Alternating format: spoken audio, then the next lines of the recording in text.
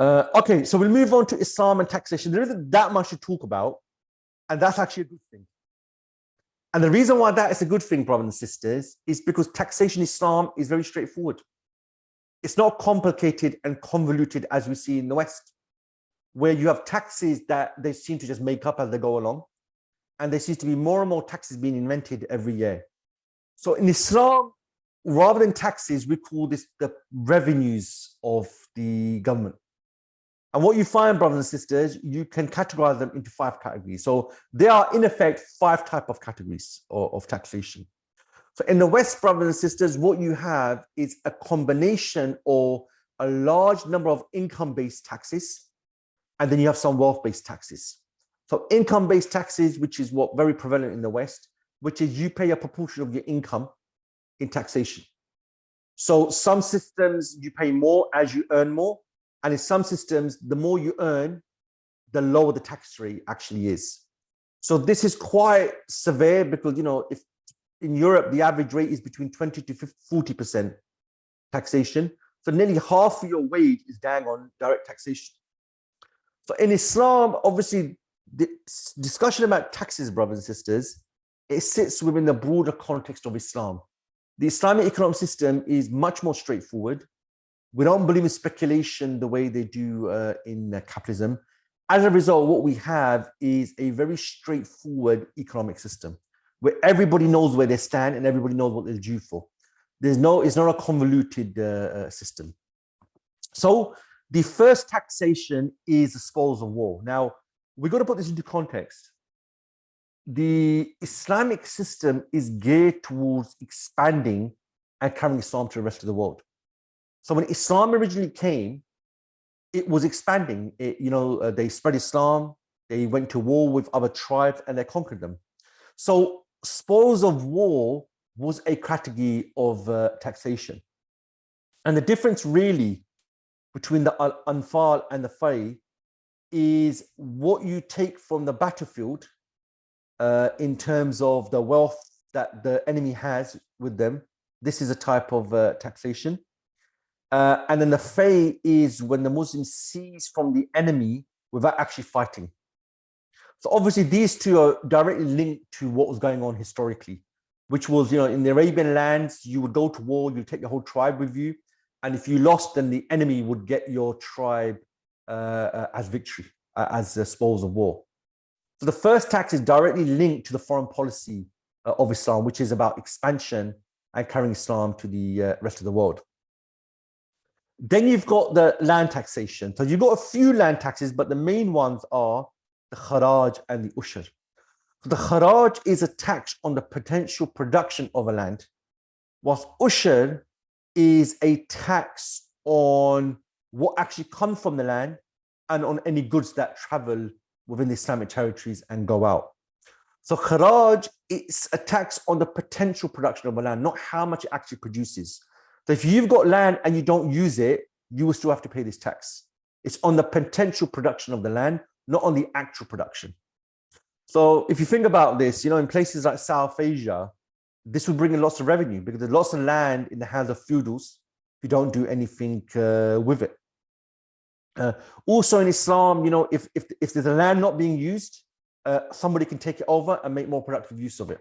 So Islam allows anyone, if there's a land and it's not public property, it's not in the public area, it's not being used, or the signs it's not being used, you're allowed to put a fence around it and it becomes yours. So the Islamic rules for land taxation are geared around using land. Yeah, it's all geared towards you use land rather than leave it there. So if you don't use your land, you will still have to pay tax on it. So that's the kharaj and the ushur. Yes, the ushur is actual production of the land, or any goods that come in, you pay tax on them. So it's physically on what is, not on the potential. Then you got wealth taxes, the zakat and the jizya. The zakat, I'm sure you all know, is what we Muslims pay. 2.5% on if you're liable, if you're above the rate of nisab. So obviously, if you've got wealth and you have it for a year and you use it or you don't use it, you pay zakat on it. And jizya is similar. It's a wealth tax, but it only really applies to non-Muslims. So this is like an agreement where the non-Muslim men who are capable, who have sufficient wealth, they would pay tax. In return, they're exempt from military service, and they're liable for security by the Muslims. So these two taxes, zakat and jizya, they're wealth taxes. So they're based on what money you have held over a period of a year. Now, strictly speaking, brothers and sisters, zakat is not considered a tax because all the other taxes, they're collected, and it's up to the ruler how he spends them. The zakat has to be spent on the specific categories. So although I've put it here, strictly speaking, it's not a tax because even when it's collected, it has to go out to 6 or 7 categories of people. Whilst the other taxes, they're collected and it's up to the ruler how he actually spends it. So obviously he's got priorities: health, education, security, these sort of things, development, these sort of things. So these are the two wealth taxes that we have. We've spoken about before, brothers and sisters, public and state property. The public properties, all those utilities, minerals that are necessary for people to be in existence as a society, this is owned by the people overall, but it's managed by the regime, it's managed by the ruler. So again, the ruler, all the wealth is coming to the state treasury, and it's up to him how he actually spends it on the people. So this again is another form of revenue. And then the final one, brothers and sisters, is illicit wealth and penalties. So, all the dodgy money, corruption, anyone caught for corruption, any penalties, these are also revenues for the central government as well. So one thing to keep in mind, brothers and sisters, is the system of taxation we have now, which is largely income-based. This is largely a recent phenomenon. Really, this system is only 200-300 years old. Most of history, what you find is either your wealth was just taken off you, or people used to pay a certain amount to the church. So the income-based taxation we have now is really 200-300 years old. It's not actually that old. In the UK, for example, when Britain was at war with Napoleon, they passed a temporary law for 1 year that they will collect taxes of the people to fight Napoleon. So every year that law has to get renewed for the government to collect taxes every year. So it shows you again, it's only 200-300 years old, this income-based taxation we have. So that is really it, brothers and sisters, when it comes to taxes. There isn't that much to really talk about. I mean, there's probably a practical discussion we can have. How would Islamic regime in today's era, how would it fulfill its basic needs? Is there enough taxation? That is probably a separate discussion. But when we're talking about Islam and finance, Islam has got very detailed rules, which makes most of the products out there not halal. And also, Islam just doesn't view money as an industry. We don't view it as a commercial thing. And taxes, brothers and sisters, here are the 5 types of taxes. And when you break them down, largely, if you look at it, Islam is a wealth-based taxation system. We have there's no VAT, no sales tax, none of these sort of things. What you find, generally, most people will be paying some sort of wealth taxes. So that is everything, brothers and sisters. We can now open it up, inshallah. Any questions or comments that you have. Feel free to put a comment on the chat if you want, or if you want, raise your hand, inshallah, and we can engage directly, inshallah.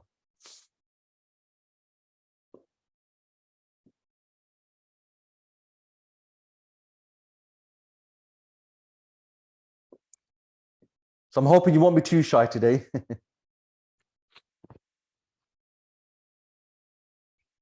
Yep, go for it.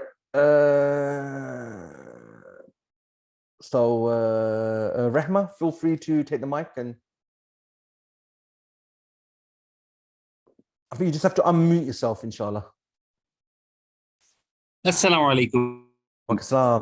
Very well explained, brother. I just wanted to find out, we have found that there is zakat on the animals also,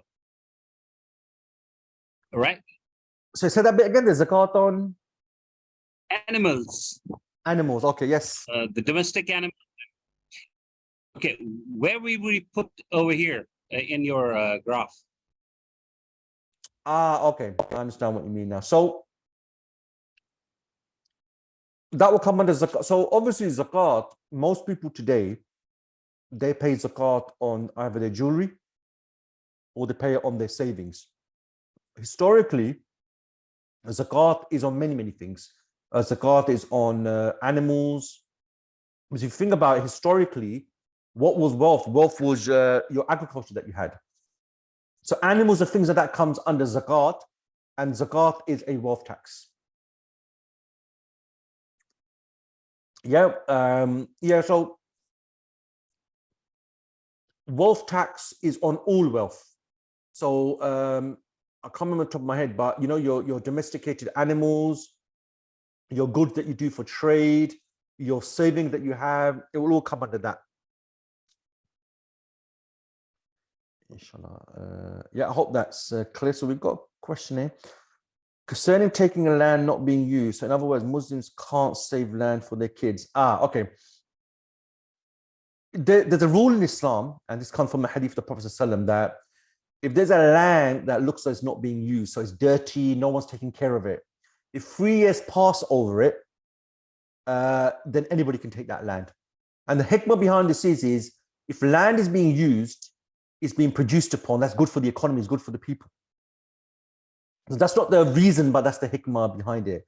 If you're saving for your kids, as long as you're taking care of the land and it shows that someone is taking care of the land because they're in charge of it, because obviously, even if you want to save land for your kids, you need to take care of it. You can't let it go into disrepair.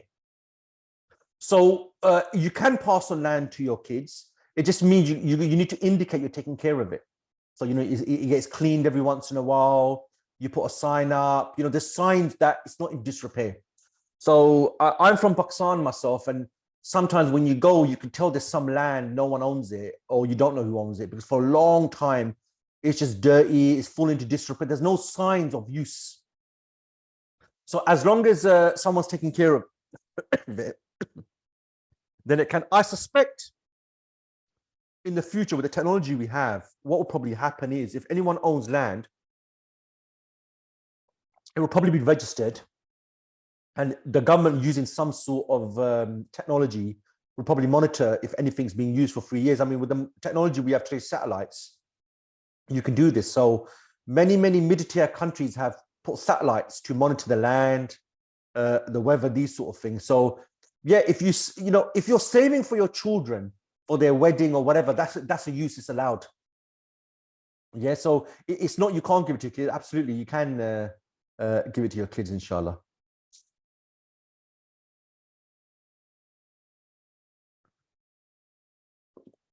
Okay, any more questions or comments, inshallah?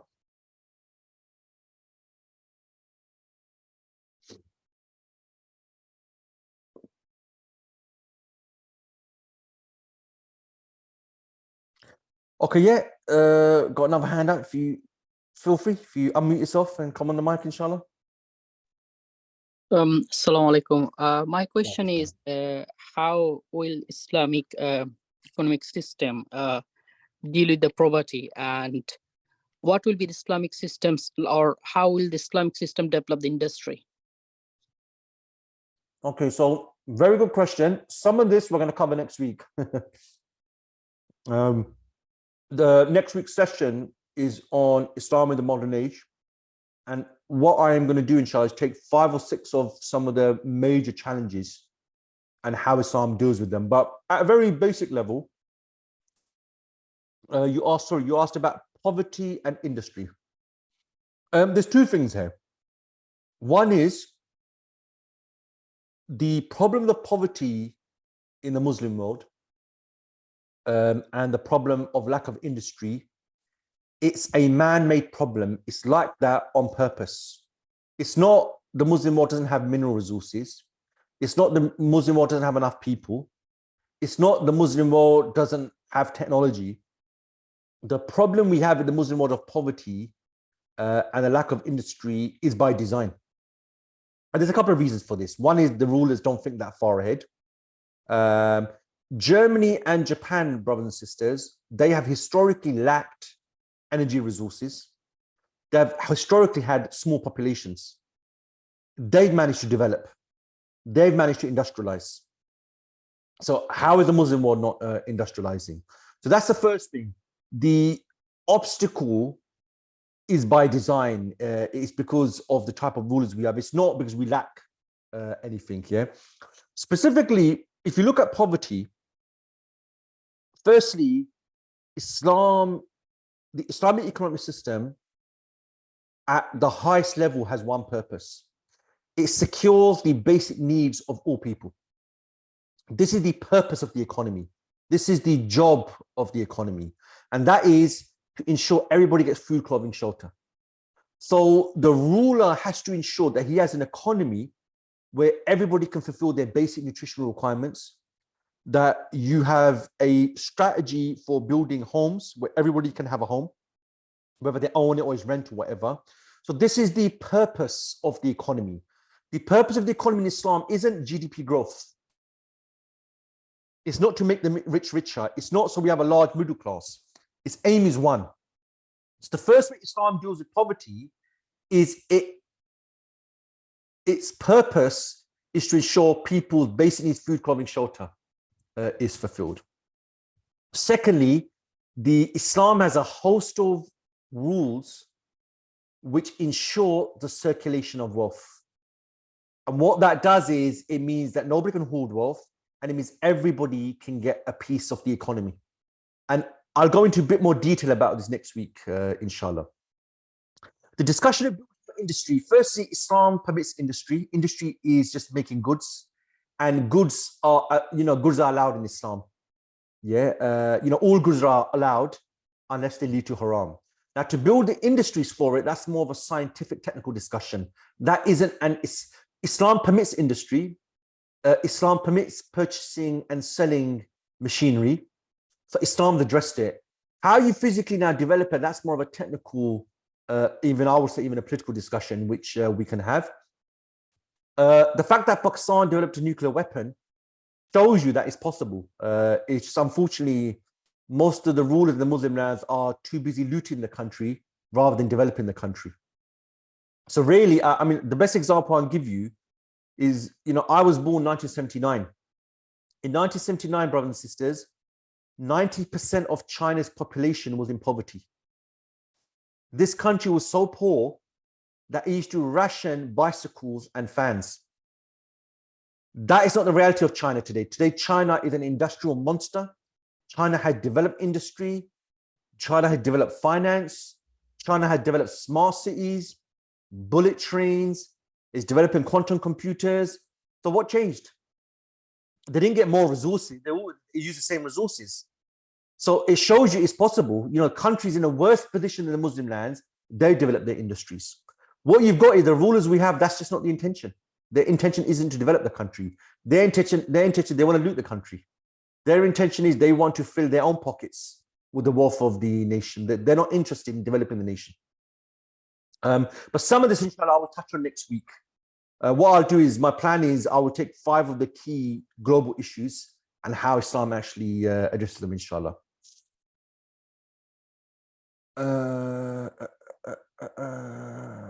Okay, we've got a couple more questions there. We've got one about drop shipping. Unfortunately, so this question was asked last week. Unfortunately, I didn't get a chance to look into the reality of drop shipping. Let me come back to you on this next week, inshallah. I'll make sure this time I'll have a look at it. I don't know the whole reality of drop shipping. I'm assuming it's called something different in the UK, but I'll come back to that next week, inshallah. Is there any space left for Islamic banking system and economic system? The way to look at this is, look, we're Muslims and we live under an un-Islamic system, right? And when you live in an un-Islamic system, you can survive, but in the long run, it has other impacts. So, I go to work, I pray. My wife, she wears hijab. I go to the mosque and I pray Jummah. So when you're in a non-Islamic system, unless the system is authoritarian and it gets involved in everything you do, you can survive. However, look, Islamic economics, Islamic worship, Islamic governance, Islamic law is based upon the Islamic foundation, is based upon the Islamic creed. So when you have an economic system, when you have Islamic economics in a completely different country, there's going to be a problem eventually. Yeah, there's going to be a problem eventually. Yeah. So what you're finding now is there's a lot of gymnastics done in order to make these Islamic financial products. And actually, what I found, brothers and sisters, is in the last decade, a lot of the products that were invented 20 years ago, they've been taken off the market. So even the Western banks have realized you can't really make that much money from Islamic banking, but there's too many limits. And the main limit is when you take a loan, how much you pay back, you have to know at that point. So after that point, they can't change the amount you're going to pay back. And that's a big limitation for them. So if interest rates go up, they want to charge you more, but they can't because in Sharia products, you have to fix the price. So what they realize in the long run, this isn't really a viable market. So is there really any space for Islamic banking? There isn't. They've tried all the gymnastics. They've tried to bring different things in. And again, I would still say, look at every product on its own terms. But yeah, Islamic finance as a concept was always going to be limited. It was always going to happen. And I think that's what actually has happened. And in fact, you know, if you try and get a mortgage now, Islamic mortgage, the first thing the bank tells you is, you know, do you know that a normal mortgage will be cheaper? The Islamic mortgage is really expensive because they have to incorporate everything that they could have made over a longer period of time.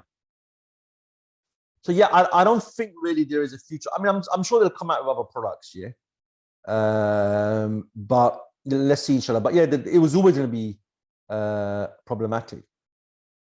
Okay, we've got another question here. It's maybe a question best suited for next year. But didn't China develop rapidly because it was able to print money and give them out as loans? Wouldn't this be prohibited for a Muslim country? There's actually various reasons or various ways China developed. Yes, China did print money, but what China did, I mean, you're right. The premise of your question is, you know, is there a model of development that China had that anybody can use? And you're right. A lot of China's development was actually unique to them. It's not something that can be replicated. So what China did is it effectively realized in 1979 that communism's failed. In fact, it's been a complete disaster. And the Communist Party realized that if we don't do something about this, we will get overthrown in China. So what they did, very famous statement the leader made at the time, Deng Xiaoping, he said that, look, it doesn't matter if the cat is black or white, as long as it catches mice. And what he means by that is forget ideology. It doesn't matter if we're capitalist or communist as long as it works. And this is after they tried communism for 2 decades. So that's why for China, it's not about we want to become more capitalist or we want to become communist. Ideology is irrelevant to them. So what they did was 2 things. They realized we've got a large population. That's our strength. What they realized, though, they have no technology and they have no expertise. So the way they overcame that is they created special economic zones on the coastal area of China. And what these special economic zones were is you Western companies, if you want to make your products, come to our special economic zones. And what we have here is the cheapest unlimited supply of labor anywhere in the world. You will not find a cheaper labor worker in China compared to any part of the world. So over the years, companies came, mostly Western companies. But the condition was, you can come to a special economic zone, but we want you over time to transfer technology and expertise. So Huawei is one of the companies that really benefited from it. But during that period, remember what China did is China made all the products the West wanted to consume. Most of the goods China made, most Chinese couldn't even afford them. So now China's trying to shift its economy from making goods the West want to making high value goods. So yes, China did print a lot of money as well. It did give out loan. In fact, a lot of the loans were given to small businesses in order for them to actually function. So, you know, this may not be the case in a lot of our countries. In fact, in our countries, I would argue we've got mineral resources. We've got mineral wealth. What we may be is we lack some expertise, but most importantly, we lack the political will. That's the biggest problem. So if that can be overcome, inshallah, yeah, then that would help. So we've got another question here. Not clear with the role of bank and government taking care of people by imposing taxation. Why government has no control on banking? So most people in the West, they actually don't understand how the banking system works. There's many assumptions how it works, but I will put on the group. The best book to read on this is "Where Does Money Come From" by a German economist, Richard Warner, and he explained this really, really well. And the way this works is you've got to view banks as separate entities. Even the central bank is a separate entity. So what you find is, but the question is, it's not clear with the role of banks and government taking care of the people in parliament and why government has no control of banking. What you find is the banks and their owners, they're the ones that actually fund the political parties. They're no different to any of the large corporations. So actually, it works that way around. It's not government imposed on banks. It's actually banks imposed on the government. It actually works that way around. But obviously, I'm sure you're all aware, governments are there to represent the richest in society. The richest in society includes the financial industry. All right, that's actually what's going on here. So obviously, there is regulation. There is many rules for finance. But if you get any book on the history of capital, you will see the evolution of financial industry, and you will see finance has developed in parallel to government. So in the past, monarchies had to go to financiers in order to get money. Obviously, both, and also banking is not restricted to a country. If you look at most banks, borders don't exist for them. They trade and they operate beyond borders. Government, they're restricted to their borders. So in the UK, the 5 big banks, they're global organizations. The British government is not a global organization. The British government's power is restricted to Britain. It doesn't go beyond that. So that puts the bank in a very, very different scenario. And also, what's good for a bank isn't necessarily good for society. What's good for society isn't necessarily always good for a bank. So when the banks got bailed out in 2008, many people hated that. Why are banks getting bailed out? How comes a normal person doesn't get bailed out when they're in trouble? But banks play a very important role. Because they create money, they possess a tool that can increase the size of the economy or completely shrink it. Whoever controls the printing press is in a very, very unique position. So really, money printing should be in the hand of government. It shouldn't be separate to government. But if you look at the history of capital, this is how it evolved over time, inshallah.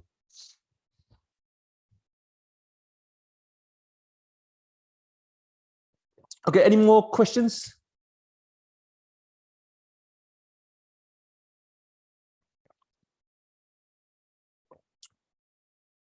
Okay, so I will I need to send you a book list, inshallah, brothers and sisters. I will do that this week. I will put the book up on the group, the one I mentioned, which talks about where money comes from. And the other thing I need to look at is drop shipping, inshallah. So what we'll do is when we start next week, we'll start with these, inshallah, drop shipping. And then we'll have a look at Islamic economics in the modern age. So next week, brothers and sisters, will be the last one. It was the 5th part of the 5-part introduction, inshallah. And yeah, we'll have a look at it, inshallah. Okay, got a quick question here. Someone sneaked it in. How does the Islamic economic system address the potential challenges posed by artificial intelligence and AI automation, especially in relation to the impact on employment and the nature of work? So that's quite a broad question, yeah. Look, Islam only interferes in how you acquire wealth and how you dispose of it. What type of economy you want to have? You want to have agricultural, you want to have industrial, you want to have a services-based economy, you want to have a digital economy. These are effectively scientific questions. These are, look at your population, look at where you are, what works for you. What Islam interferes in or has rules for is the wealth you make, how do you distribute it? That's where Islam gets involved in. Now, there are obviously some technologies may have an impact on other Islamic rules, like cloning, for example. Although cloning, can make things very efficient, there are some rules that come in regarding cloning. So regarding AI and automation, again, these are technologies, and all technologies are permissible. How you use the technologies, Islam comes in. So if you contradict some of the Islamic rules, then it could be a problem. But there's nothing wrong with taking on artificial intelligence, automation. Nothing wrong. These are just technology. These are things. What you do with them, it can be a different issue. Yeah. Now, obviously, the Islamic ruler has to look at the impact. So, for example, China's agriculture, up until recently, was very backward. It didn't have a lot of technology. And the reason why is because China got such a large population, many people still work on their farms. So if you take people off their farms and you modernize the factories, they'll be out of jobs. So China actually has delayed the modernization of its industrial sector, of its agricultural sector, sorry. So yeah, these are practical, but these are more tactical, scientific, technical discussions. We can have a digital economy. I mean, we need to have an economy. We need to carry Islam to the rest of the world. We need to fulfill the needs of all the citizens. We need to project an image of strength. So for this, we need a type of economy that achieves it. So having a purely agricultural economy won't allow us to achieve that. We need to feed our people, so we need an element of agriculture. We need to develop our own machines for both dawah and domestic purposes. So we need a manufacturing industry. So you're looking, agrarian, industrial type economy is probably what we need to fulfill all our needs. You've got wouldn't these jobs be lost by automation, be replaced by others which are created because of AI? Yeah, I mean, I live in Europe, yeah? Industrial revolution happened here and people left their farms and went to work in factories. When the factories all closed up or moved to the Far East, people went into services and finance. So, for every industry that closes, it also creates other industries as well. So people, someone's gonna have to write all the algorithm. Someone's gonna have to make the robots that are gonna be, the automation we have. So that's where the jobs are gonna be. So for every industry that closes, other industries are created as well. Yeah, but again, these are all tactical discussions, yeah? What wealth is created from AI, Islam has a view on that. Should you have AI or not? Well, generally, Islam permits technological development anyway. Unless this contradicts some fundamental Islamic rule, yeah, then that could be a problem. Other than that, technology, industry, all these things are generally permissible. Yeah, the wealth that comes from it, this is where Islam has loads of rules to do ownership.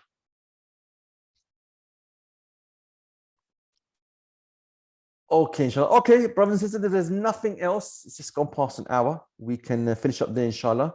So yeah, we'll meet next week, inshallah, 6 o'clock. We'll have a look at Islamic economics in the modern age. What I'll do is have a look at 5 key issues and how Islam actually addresses them, inshallah. So inshallah, we'll end there. And yeah, we'll reconvene same time next week. And next week will be the final one, inshallah.